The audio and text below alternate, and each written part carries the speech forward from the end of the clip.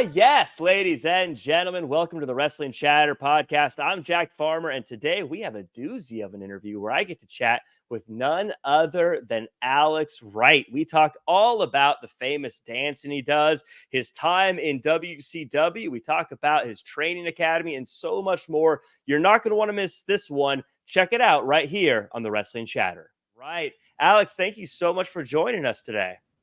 Thank you for having me. Achtung, hier ist Alex Wright von Deutschland für euch. I love it. Thank you so much. I was going to say it's bright and early here where I am in California, but for you have just finished what I'm assuming is a long day of work.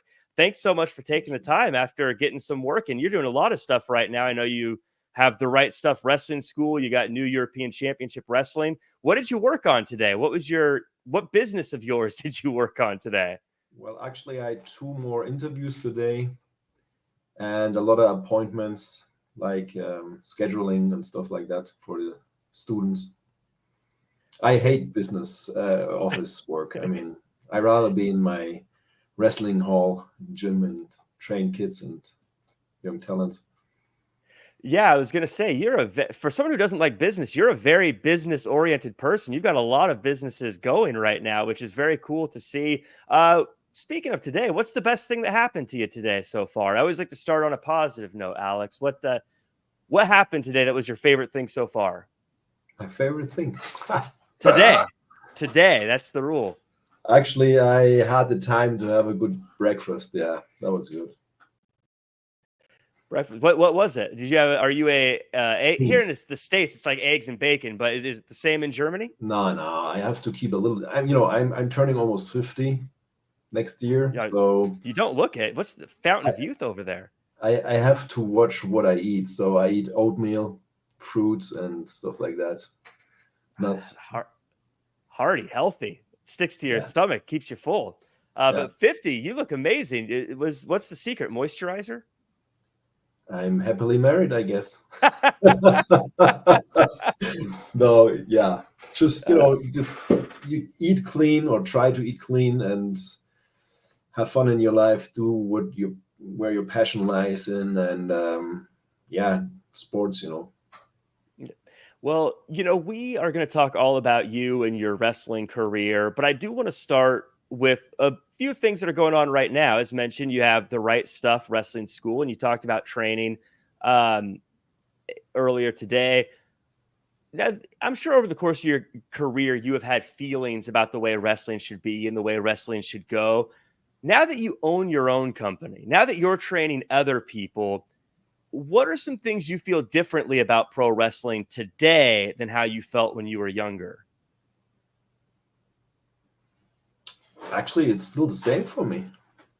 I mean, my dad is a former international superstar, Steve Wright. He wrestled for 26 years internationally. He wrestled for New Japan and for big companies in Mexico, for Stu Hart in Canada, which is father of Owen and Bret Hart, and he wrestled for Vern Gagne in the States.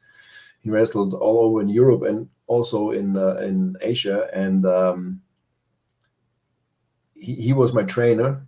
And the first thing what he taught me was you have to have respect for the business, respect for the veterans, respect for your trainers, your coaches, respect for the promoter, and of course respect for the fans. Because without fans, you have no fun and you don't make any money. Mm-hmm. So I think that's the most important thing. What a future student should know when he starts in the business or in the wrestling school. If that's the first thing he learns, that's the most important. And I teach my students old school, so it's not very different, the business to 20 years ago or 30 years ago. So day one of class, it's the first thing people need to wrap their heads around, it sounds like, is respect and respecting who you're working for and your opponents and the people in the locker room. Yeah, that's true. There's a nice saying, keep your mouth shut and your ears open. That's what you have to do at the beginning. Do you do anything in particular to help teach that, or do you say that to the students, or do you have your own way of day one? I always imagine day one of a wrestling school. What does that look like for someone who signs up at the right stuff? Okay. That's a nice question. I never had that question before.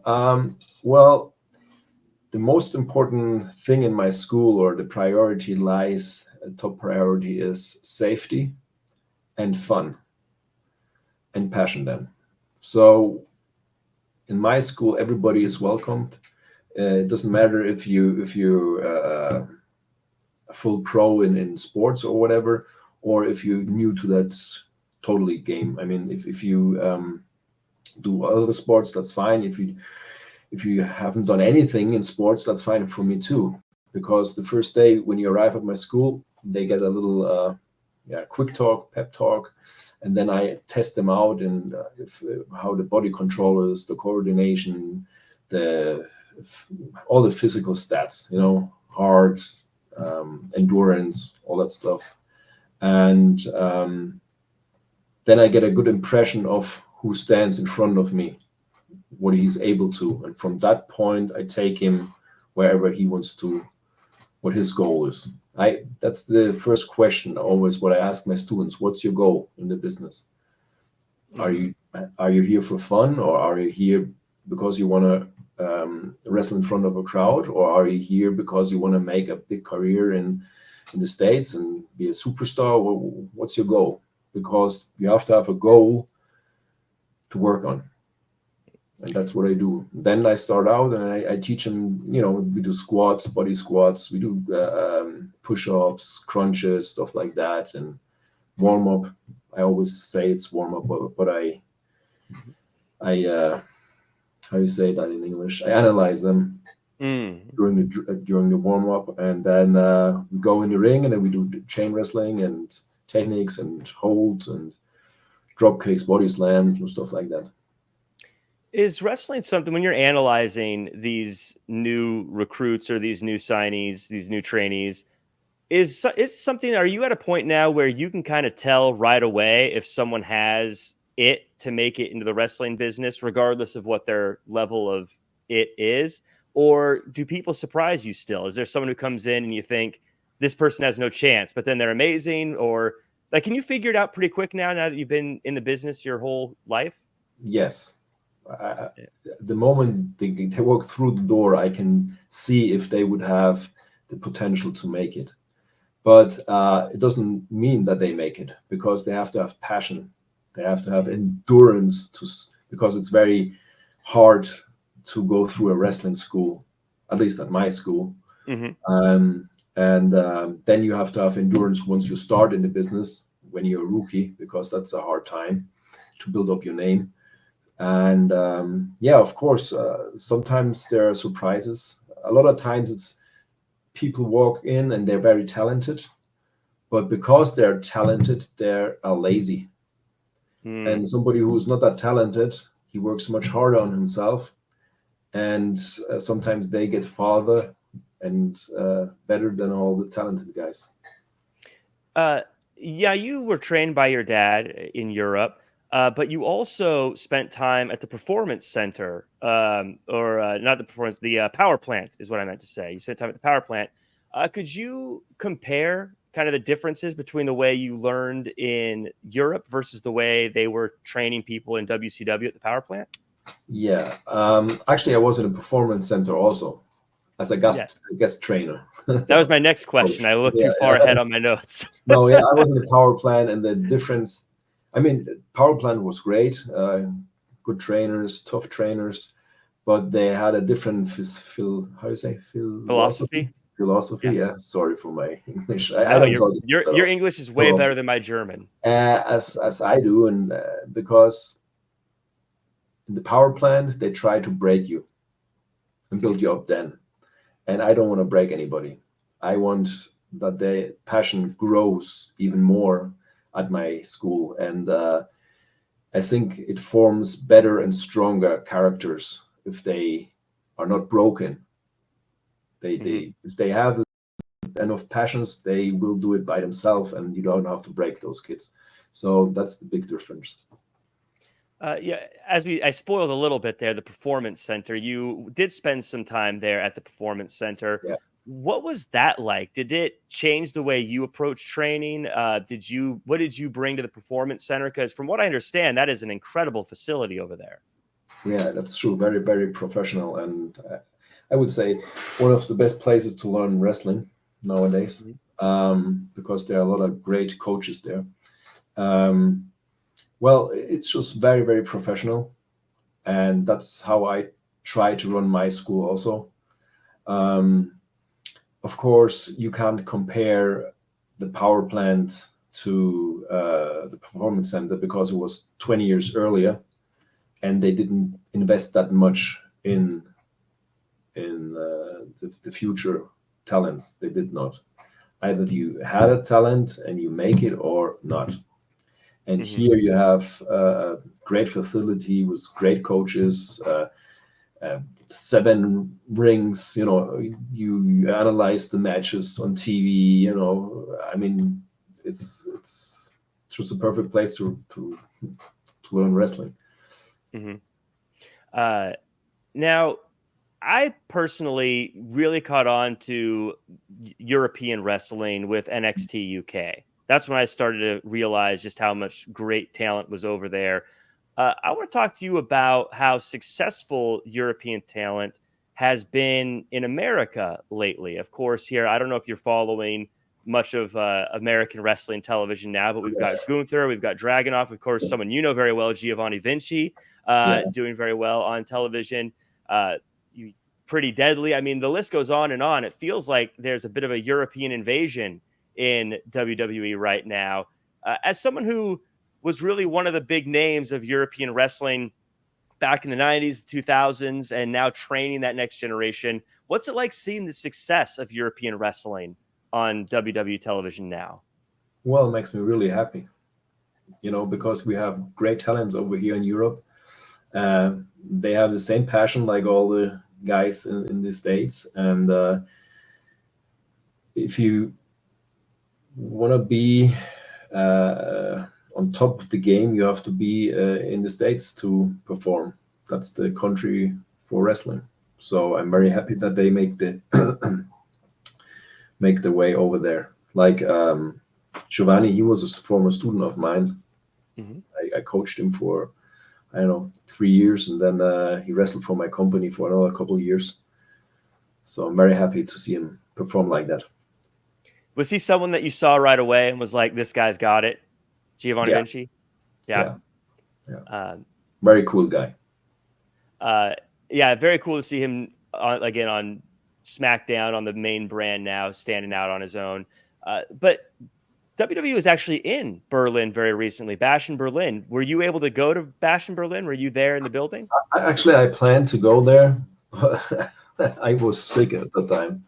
I Oh couldn't no. go. Plus, I injured myself in a match in a wrestling school. And next Yeah. time I will be there.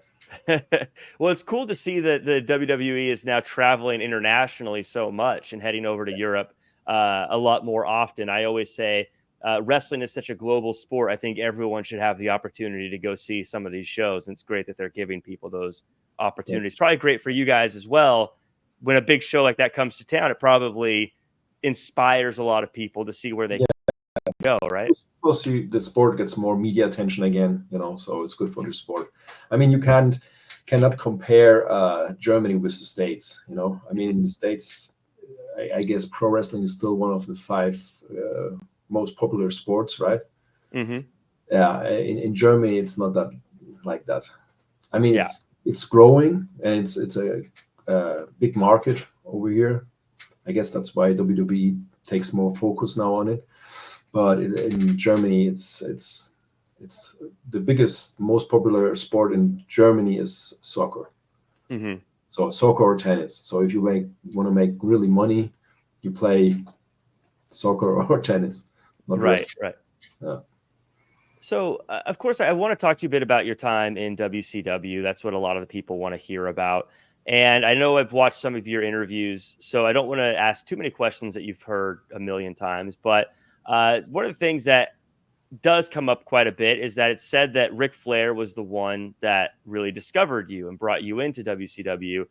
At the time when you were young and someone like Ric Flair is vouching for you, how did that feel? Were you, I mean, at the time you were young, so when I was that age, I would have been like cocky about it, but were you giddy about it? Did you know Ric Flair? Because he was obviously from the States. What was that like for you personally, knowing a legend like Ric Flair wanted you to come into WCW?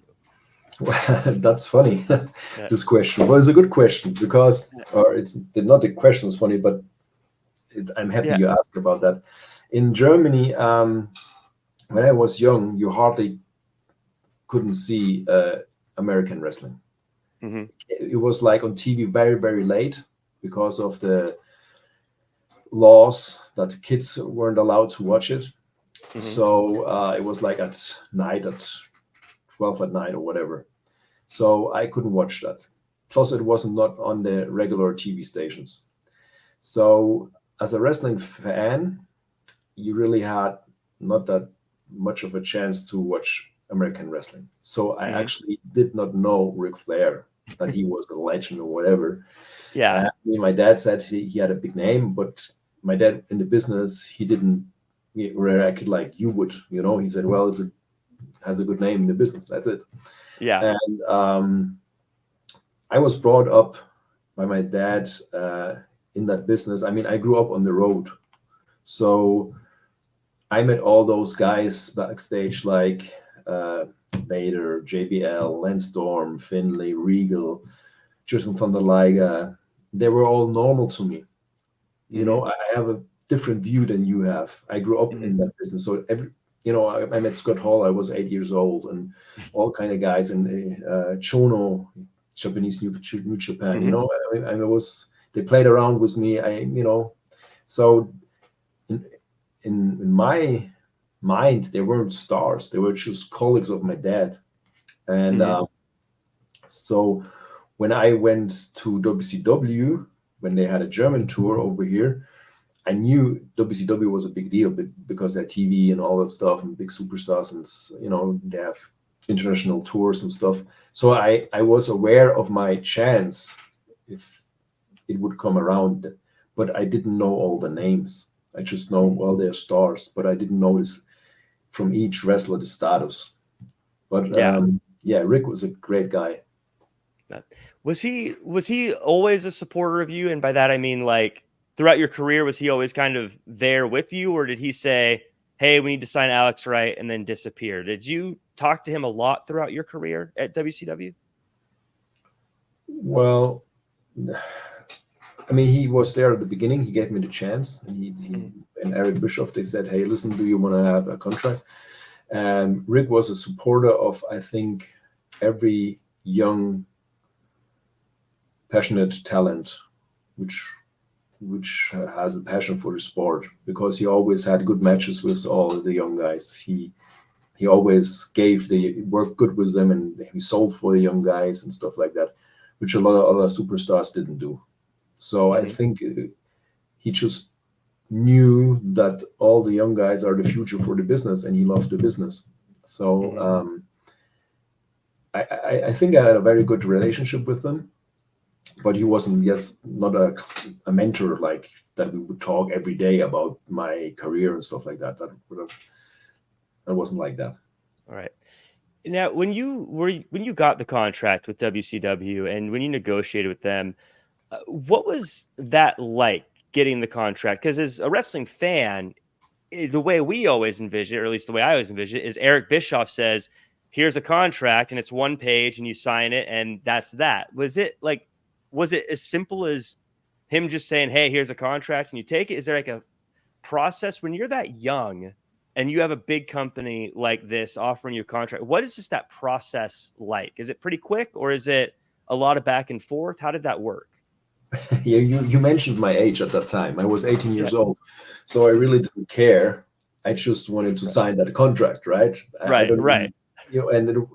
Actually, it was not one page. I think it were like 90 pages. But I didn't read through them. I just signed it because it's a chance of a lifetime. And when I was young, I always said to my dad, one day I'm gonna be in the States and I'm gonna wrestle there on TV. I always said that, and yeah, I was, I guess, lucky. I was at the right time at the right spot, and I mean, just the fact that they had a international German tour over here, and I was invited to a TV show, and I met those guys, and then they invited me to the show in Munich, and somebody was injured of them, and then they asked me, "Hey, listen, do you want to participate?" That's just, I think it was meant to be for me. So I took that chance. Like they would say, always bring your gear, right? Well, yeah, my dad told me that. Yeah, of course I did. Respect, I said, yeah. Yes. No, early on. Can you imagine if I wouldn't took my gear? No, yeah, whole life would be different. Thrown away. Yeah. Early on in WCW, you were often in a lot of matches that were part of that WCW New Japan Pro Wrestling collaboration. Why do you think you were in a lot of those matches as opposed to anyone else? And how did you feel about being used so much in this partnership? Was it kind of a sense of pride, like, hey, they're sending me to represent WCW? Or was it just, hey, this is a job, I go where I'm told? What was that like? The second. Yeah. Actually, I enjoyed every piece of my career over in the States, traveling the world, wrestling all kind of wrestling styles and superstars. Every time I stepped in the ring with some veterans, I learned something. And anyway, I like the technical wrestling. My dad wrestled many years for New Japan with Inoki and stuff like that.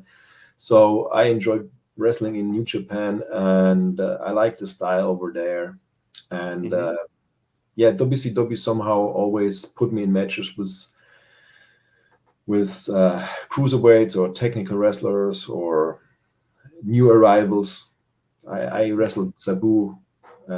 He was when he just came in WCW. I wrestled Jericho when he just came in the company. I wrestled many guys. I wrestled what's his name? Yeah, you wrestled, I mean, Eddie Guerrero, Dean Malenko, Triple H. Yeah, I know. But also, when they first come in the company, I had to wrestle them. They didn't. Why was that just a coincidence, or was there something about your ability that they kind of wanted to test these new guys out? I don't know. You would have to ask them. I hope it was because of my abilities. Yeah. I wrestled AJ Styles in his first match for WCW. Oh, that's right. Yeah, I near the tail end there. I was a huge WCW fan, so I was watching all those. Any fun stories of some of these wrestlers? Of course, I know you've talked a bit about Triple H, but also, DDP and everyone else. Any fun stories from one of these guys when they were younger? Well, I have many stories, but I'm not sure if I'm allowed to tell them. No, yeah, you better ask them by themselves. I can tell a story of which was heißt betrifft. Which I'm missing the word in English, which are about myself. Okay. I can personal stories.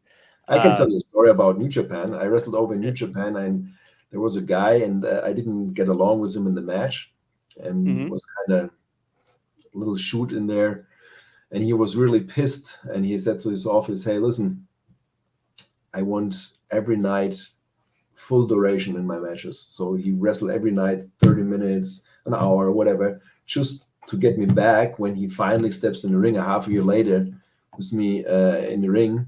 So he's really fit, and in shape. And I always had like 1 or 2 days where I was allowed to fly home to Germany. That was on Christmas. So I flew to Germany. I ate all kind of junk food, and I mean, just all kind of chocolates and whatever. And then I flew back right away to the pay-per-view where I had to wrestle that guy. I was like blown up. I gained like in 2 days 20 pounds, jet lag, and I walked in the locker room. I looked at the card and I said, "Oh fuck, I have to wrestle that guy." Yeah, that was the shits.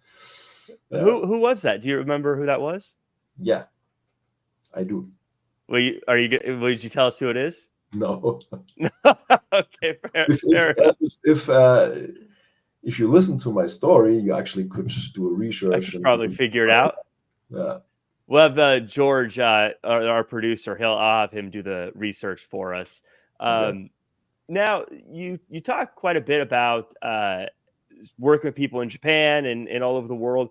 How do you work with someone who doesn't speak the same language? What's that We all like? speak the same language. We all speak the same language, body language. Mm. So if you have a big repertoire Hmm. as a wrestler, you're able to wrestle worldwide anybody. There's no problem. Hmm.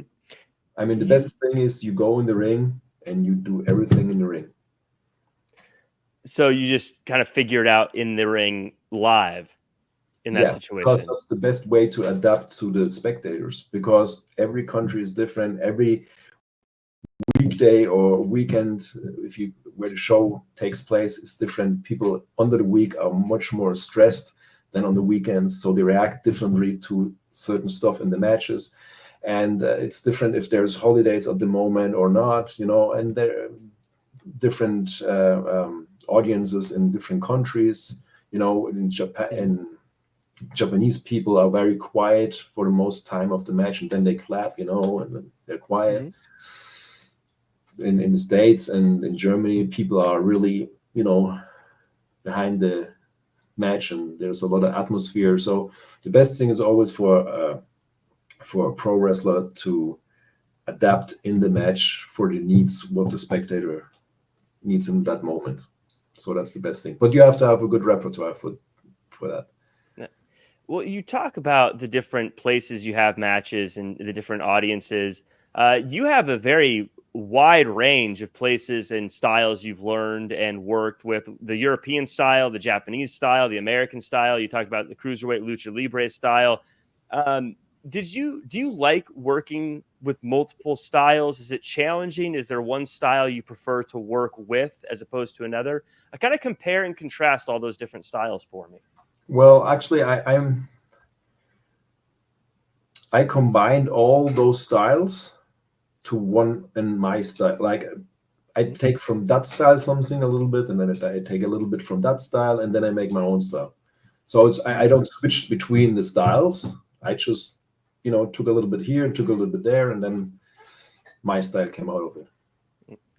Um, Now you were a champion in WCW, cruiserweight champion, TV champion. When you reached these accolades as a wrestler, was there a moment of pride for you, or was this just, hey, this is work? Was this another work thing, or was this, hey, Well, this is kind of cool? yeah, of course it's nice to have the title, you know, um, because it's some sort of the company trusts you as the face of the company in that moment, and it's kind of saying thank you for your performance and stuff like that. But on the other hand, it's sports entertainment. Hmm. Somebody else, laid on his back for you. So you Right. shouldn't get a big head just because you have a title. It's sports entertainment. So you always should be humble and thankful. Hmm. That's a great way to look at it, by the way. I love that. Now, one thing I have to ask about, I know you've talked about it, but I got to ask about it because our listeners and our viewers are going to hear about it. I have to ask about the dancing. Of course, everyone loves the dancing. Uh, Walk me through just real quick about where the dancing came from, and if you came up with the moves, and just talk to me quickly about the dancing. Well, one day I just woke up in the morning. I got out of my bed and my hips started shaking. No, no, no. Well, when I was young, I mean, in Germany, you were able to go to dance clubs at the age of 15, 16. Hmm. And that's when I started going out and stuff like that, and doing parties and all that stuff. And techno was very popular at that time. It became Hmm. really famous, and that's how I danced in the dance clubs. And in the States, one time I was right at the beginning. I was in a club with some colleagues, and there were some WCW office guys there also, and they saw me dancing to the music like that, and they said, "Hey, listen, what are you doing there?" And I said, "Well, that's how I dance to that kind of music." And they said, "Oh, well, that's unique. That's different. You should do that for your entrance or in the matches." And I said, "No, I don't want to do that. But respect, and Yeah. veterans, and they know what they talk about." And actually, it was the best thing I could have done back then, because it was different, it was unique, and I very quickly was in the memory of the fans. They recognized me very, very quick. Oh, absolutely. Yeah, after doing the dancing for a little bit, of course, there was the Berlin character. I was a big fan of the Berlin character. Now, you weren't just on your own, though. I know you had talked previously about how this was your idea and how it's kind of an old-fashioned vampire character that you were going with, but you also had the Wall with you, and I wanted to make sure I pronounced the name right.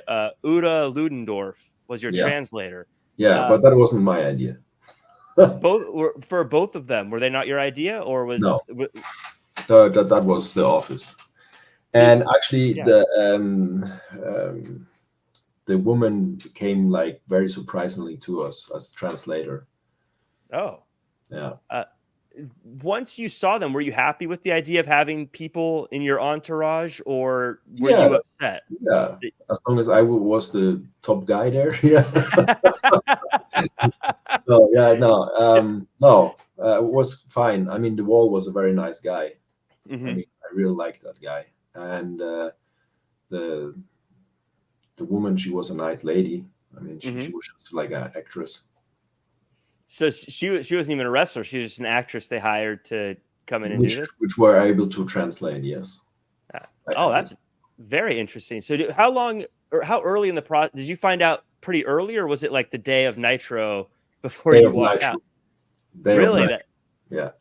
Really, that's fascinating. It was a lot of stuff like that at WCW, where it's kind of day of, you just sort of figured it out.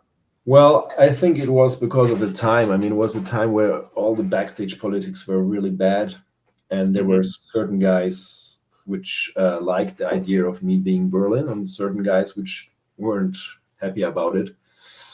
I don't know what the reason was for it, if they already worked for Vince or whatever. Yeah. Everybody tried to, some sort find their spot, or make, how you say, secure their positioning. So, and that happened a lot. I mean, they didn't send me plane tickets, or they didn't send me an interview, and I arrived there and everything was changed around. It was kind of bad time there. There's been a lot of talk about some matches that there were difficult, we'll say, that you had to get through, whether it be Roma or Duggan or Bagwell. And I won't make you talk about all those things again, because I've seen those interviews already. But were those situations where you had wrestlers being difficult in the ring, was that something that happened to a lot of guys, or was it something that was it for some reason you were being targeted by people to have difficulty? And I don't want to say target, I guess you've had a million matches, and so those are just a handful, but was that something that was happening a lot that maybe we just didn't notice with other wrestlers as much? Yeah, that happened a lot. Well, a lot. It happened time to time, Yeah, but I get along with Bagwell very good. I mean, he helped me out a lot when I just moved to the States. So there's no hard feelings or whatever. And with Paul, actually, I had my first WCW match in Germany, which was great. So he's one reason why I even had a chance in WCW. So there's no hard feelings or anything like that. Mostly what happened there was, in my opinion, now I'm almost 50 years old, it's just that the office was not strong enough, not clear. If you have a strong office, and you tell the guys, hey, listen, that's what we want, that's how you have to do it, and if you don't, there are consequences, then they wouldn't be in those matches. But that was right in that transition time between Eric Bischoff and Vince Russo. So I guess the office had their own problems, you know. Yeah. Were you, because you were there for both Bischoff and Russo, do you have a preference between the two? Were you more of a Bischoff guy or more of a Vince Russo guy? I think everybody would answer as Eric Bischoff, right? I mean, just maybe a few guys would say Vince Russo. Yeah. You know? Um, I mean, so, Eric Bischoff, yeah. he was always a professional business guy. He was always nice to me, and I had best time of my life in the States. So I'm very grateful for that chance he gave me there. Yeah. Yeah, I mean, he signed me. I mean, every year I got a better contract, and I stayed with the company. So Yeah. I mean, hard to argue that, especially when you're getting all these opportunities from this individual as well. But I just was curious because there's always a lot of discourse about Vince Russo, Eric Bischoff, and you see shows like here in the United States. I don't know if you've seen many of them, but I feel like every few years there's another death of WCW documentary that comes right. out or book that comes out. Have you ever been approached to do one of those, or have you ever watched one, or had any thoughts on any of those? No, I don't think they approach me. I would be too honest. Yeah. No, no, no, Uh, not yet. do you ever watch them or not No, I interested? haven't because I know what happened, so I don't Yeah. have to watch it. uh, well, something I want to ask you about is about your time backstage. Now, you've, of course, have traveled a lot. You've been with a lot of guys. Who are the people that, while you were in WCW, who did you travel with? Who were the people you hung out with? I saw where you talked about eating sushi with Sting once. I think I recall during the Hoovy incident in one of your Yeah, interviews. I was in Australia. Yeah. Were you pals with Sting, or who are the people you typically hung out with outside of the arenas? Well, I'm not into cliques and groups and stuff like that. I always do my own stuff. Mm-hmm. But I had good friends and I got along with everybody. So I traveled a lot with Mark Merrow, for instance, when he was WCW, Johnny B. Bad. Then I traveled with Bagwell, Scotty Riggs, Sting, Huber, Disco, Kidman, Eddie Guerrero, Dean Malenko, Chavo Guerrero, and all kind of guys. So I got along actually with everybody. I traveled with Harlem Heat and stuff. So yeah, and outside the business, I was together with my wife. Mm. I mean, Yeah, you've been so much on the road, and the boys are your kind of your family. But once you have a free time, I don't want to see those guys anymore. I want to see my wife. right, right, absolutely. You know, Uh, so a few things I want to talk about are kind of things that are going on today, and one is about a year ago. You said you'd be open into being in the Royal Rumble, Alex, right? Is that happening? How do we get Alex Wright in the Royal Rumble? yeah. Just open a petition, or how you say, or just call WWE. No, Yeah, I'm open for everything. I mean, I still do a lot of training matches. I could have matches, but yeah, I mean the offer must be a good offer. for sure. Otherwise, yeah. I know you're not much of a video game person based on what I saw in a previous interview. But something that bothers me is, and this is something that bothers me a lot lately with the recent WWE video games, is if you can make your own characters in the WWE video games now, and they have all these different moves and things, and I can go in and they have the Alex Wright dance, and they have the Alex Wright moves, and they have the Alex Wright hair. I can build my own Alex Wright, but Alex Wright the real way isn't in the game. How do I get Alex Wright in the video games? That's what I want to know. I don't How know. do we That would get be you? very interesting because I would get royalties. Yes, Right? that's what I'm saying. I want you to get royalties. I want Alex Wright in my video games. Yeah, well, you have to talk to WWE, not to me. um, so, couple quick questions. These are kind of our we call them evergreen questions, where you can listen to them at any time. We have this phrase in the United States called the Mount Rushmore of, and where Mount Rushmore is a mountain here. It's got 4 president heads on it. And so the Mount Rushmore question is, I say, who is your Mount Rushmore of? And then you tell me the 4 people that you would put on the mountain to represent this. And so, Alex Wright, my question for you is, who is your Mount Rushmore of European wrestlers? Okay, definitely my dad, Steve Wright. Fit Finlay. Those old guys.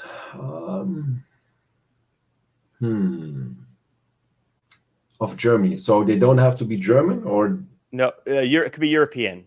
Open it up to European. Okay. If you have German, that'd be great too. But we'll open it up to European. Okay, let's see. My dad, Fit Finlay, who was good. That's a long time ago. I have to really think about it. Giovanni Vinci now. I mean, he wrestled in Germany. Yeah. And who else? Let's see. In Germany, a German wrestler. If we're looking for today, what about, like, you got your Dragunovs, your Gunthers, your... Yeah. No, I just have 3. The other one is... we got Fit Finlay, your dad, and Vinci for the Mount Rushmore, and then we got an extra space for someone in the future, for a future guy, for the next one up. Yeah.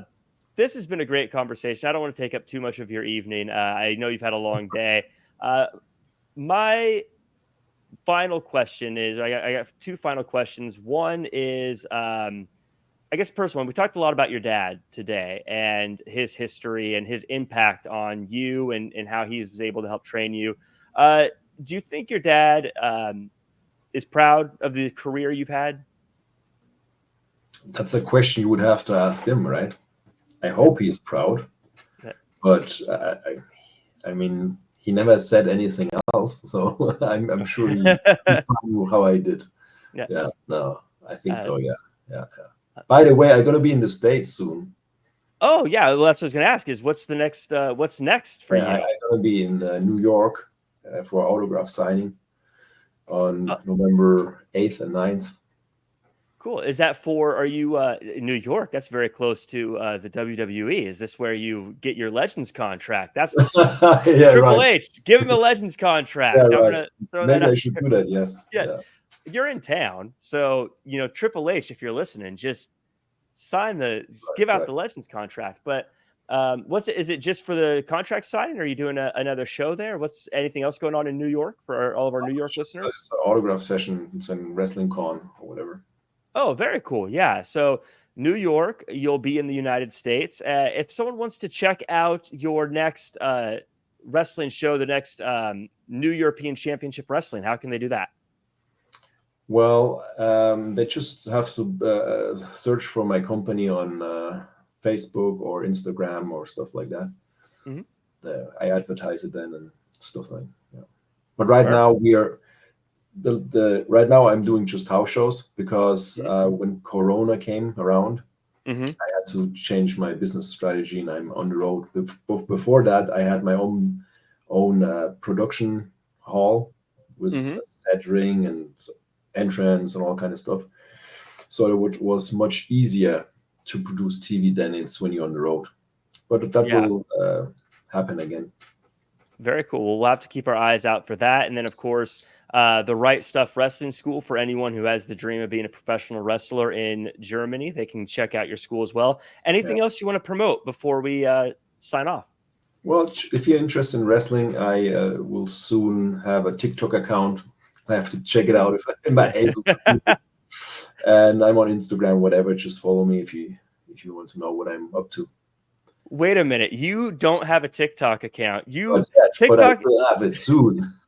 TikTok is all about people dancing. That's your whole thing. How do you not have a TikTok account? Well, actually, I'm old. It's not that easy for me. Okay, I